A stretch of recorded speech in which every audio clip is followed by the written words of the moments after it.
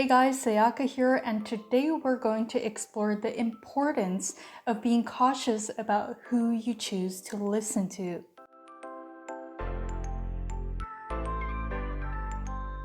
So we live in an age of information saturation, from social media influencers to self-help gurus to mentors to coaches. There is no shortage of individuals telling us what to do, how to live our lives, what kind of habits to adopt, what to eat, what not to eat, what dreams we should be pursuing, etc. And it's really easy to become overwhelmed and confused with all the different opinions out there.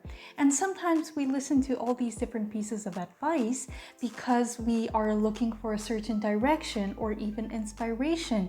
But yet at the same time, it can leave us all confused because when we listen to too many people telling us so many different things all at once, we become paralyzed, and as a result, we can't take action. And don't get me wrong, most of the time, these advice are actually well intended. So I have a really good example of this at the top of my head. When I was thinking about applying to universities back when I was 19 years old, I had a so-called English teacher. So he wasn't really my mentor, he was more like my advisor. And as we were looking at different university options, I said to him, hey, I'm actually considering Harvard because they have a really flexible program and it will really help my ballet career.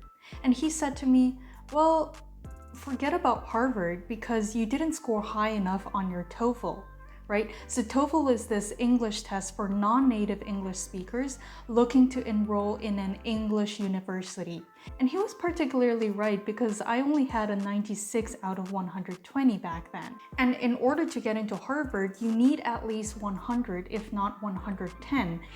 And I didn't meet that requirement. So logically, he was like, forget about Harvard, go to Arizona State or UC Berkeley, right? But that got me to thinking, you know what? This was actually the first time I took the test. I was very young.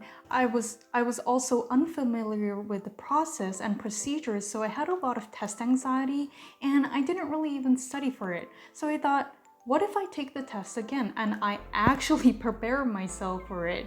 I'll probably get a much higher score. So I ended up not telling him all of this. But what I did was I waited a couple of months to take the test again. I actually studied for it this time. And when I took it, I got a score close to 120. And so after that, I applied to Harvard, and that is how I got in. And the reason why I'm telling you this is because I think it's a really good example.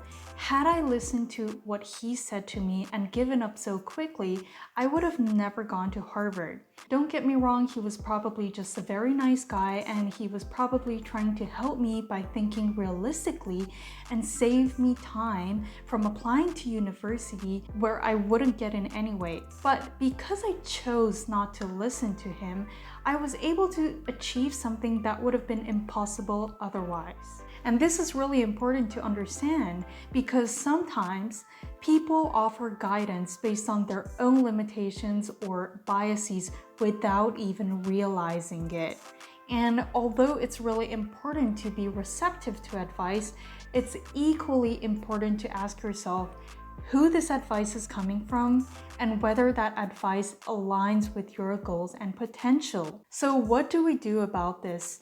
What steps can we actually take to ensure that we are making informed choices about who to listen to and what advice to listen to? So I have 3 steps for you, and the first one is determine your non-negotiables. So start by asking yourself, what is something you genuinely desire and are willing to make happen no matter what? These are your non-negotiables. They are not open to debate, right? This is something you have to have in order for you to be your true self.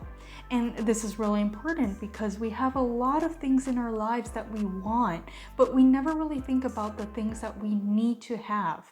And sometimes by listening to a lot of people's opinions all at once, we tend to forget about our own unique needs. It is up to you to determine your own non-negotiables for your life. Your non-negotiables are unique to you, your lifestyles and your boundaries and your values, right? They are the guiding principles in your life.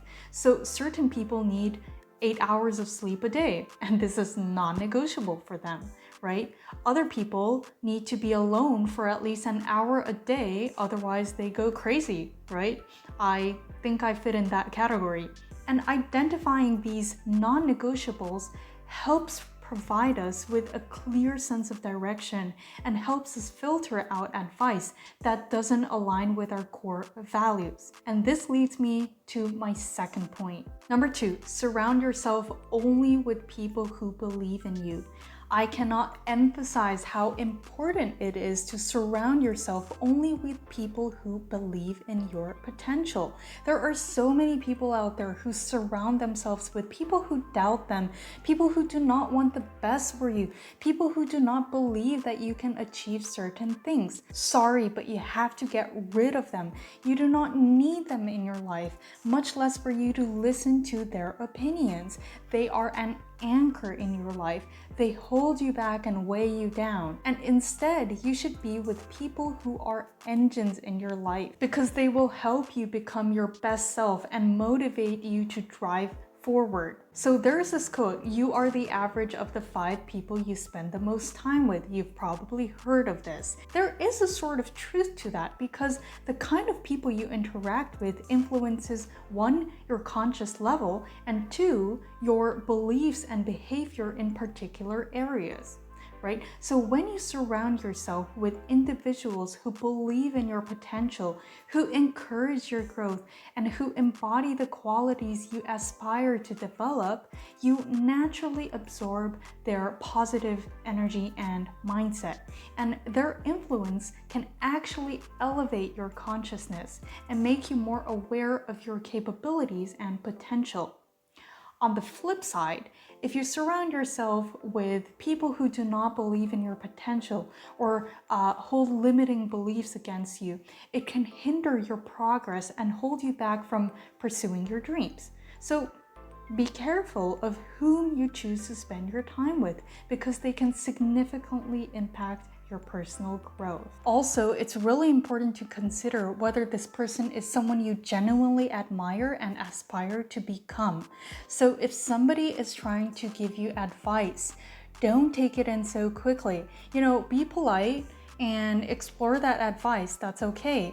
But also remember to have critical thinking skills, which means being skeptical from time to time. And ask yourself, do I want to become like the person who is standing here giving me this piece of advice? Is this person someone you genuinely want to become? And think about that carefully because it is unwise to take advice from people who you wouldn't want to become and who are leading a bad example in their own lives. Number 3, take action. Of course, at the end of the day, we need to take action, but the question is, which actions do we actually take? So if there is an ideal self that you want to become, and there are people who you look up to, if there are certain things that you want to achieve in your life, and there are other people around you who have already achieved those things, study those people's behaviors. This is who you should be taking advice from. Observe them. Look at what they are doing right. What kind of habits do they have, right? How do they interact with the world? And take those characteristics and implement them in your own daily life. So this is really helpful. Sometimes we can get better by just adopting the habits of other successful people. And by the way, this doesn't have to be just other people. It can also be a comparison between yourself and your ideal self. So you can ask yourself, what does my ideal self look like? What would they do? Constantly ask yourself, what would my ideal self do in this particular situation? How would they behave? What kind of actions would they take, right?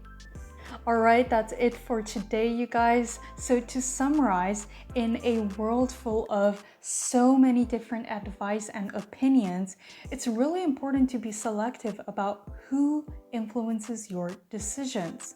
So be picky about who you listen to and what kind of advice to listen to. Otherwise, you might get lost in your own direction. And in order to do that, you should determine your non-negotiables because they are what truly matters to you.